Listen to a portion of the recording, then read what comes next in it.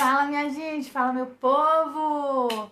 Vamos trazer assunto novo para aqui hoje, porque assim, de coisa igual a gente já tem um monte, né? Então, bora trazer aí novidade, falando um pouquinho sobre a violência patrimonial. Quem já ouviu falar nisso? Bom, eu me chamo Thaís Carmen, eu sou advogada familiarista e hoje eu vou falar um pouquinho com vocês sobre esse assunto aí que é muito curioso para muita gente.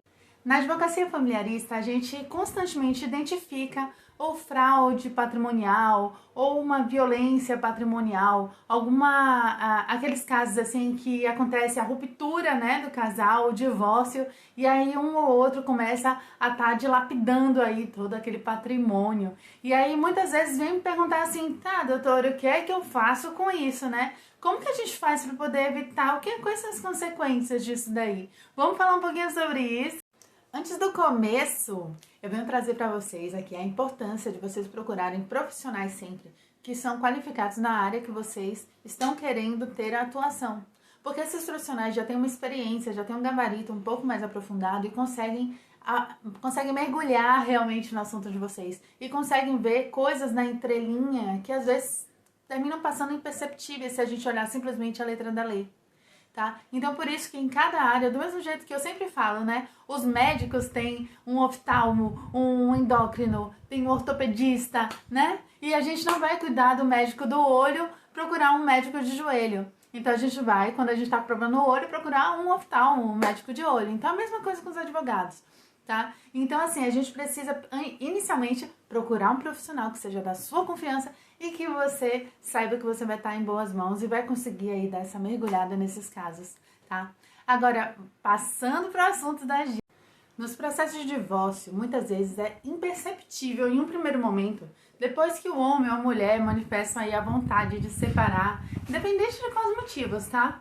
Então, assim, é muito comum a gente ver um ou o outro terminar sendo possuidor aí, naquele momento, dos bens que eram comuns do casal, né? Ou seja, a gente vê também alguns usufrutos, né, dos bens, e a gente também vê a destruição, a dilapidação dos bens materiais, como, por exemplo, celulares, itens pessoais, esconder documento importante, esconder aquela ação que estava lá perdida, aquele investimento que a gente muda lá, né, para o outro. Então, assim, isso daí termina sendo utilizado como uma forma, vamos dizer assim, de vingança, né, para obrigar o outro a permanecer no relacionamento contra a vontade, ou fazer com que cumpra ameaças quanto eu vou tomar. A gente tem que ter muito em mente que a violência patrimonial, ela não se limita a tais condutas, tá? Até na partilha de bens, que é corriqueiro, né, que o cônjuge, na posse dos bens constituídos durante o casamento pelo esposo comum,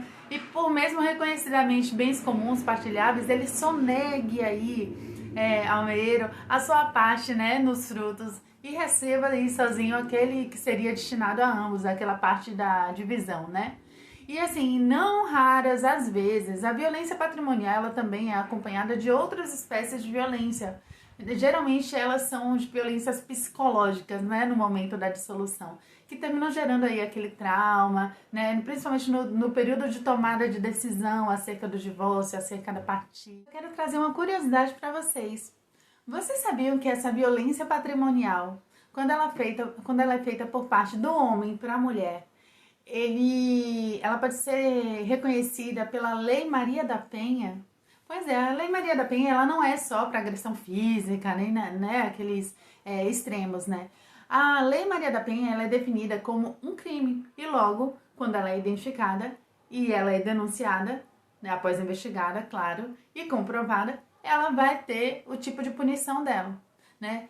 Cabe a gente ressaltar também que a violação patrimonial ela possui consequências penais bastante severas, que muitas vezes as pessoas terminam não se atentando a isso, né? Além da previsão da lei, medida protetiva contra o patrimônio da mulher, né? E a gente tem isso aí muito claro aí no artigo 24 da Lei Maria da Penha. Casos da ocorrência desse tipo de fraude, né, pode ser considerado como uma fraude, o juiz poderá determinar liminarmente as medidas, né, que são a restituição de bens indevidamente subtraídos pelo agressor ofendida. A gente pode ter aí como determinação do juiz a proibição temporária para a celebração de atos de contratos de compra e venda, de locação de propriedade comum, salvo expressa autorização judicial, tá? A gente também tem aí a possibilidade de suspensão das procurações conferidas pela oferecida para o agressor. A gente também tem aí a prestação de caução provisória mediante depósito judicial por perdas e danos materiais decorrentes da prática da violência. Então, assim, a gente tem uma série de medidas punitivas aí para aquele que faz que surrupeia literalmente esse patrimônio.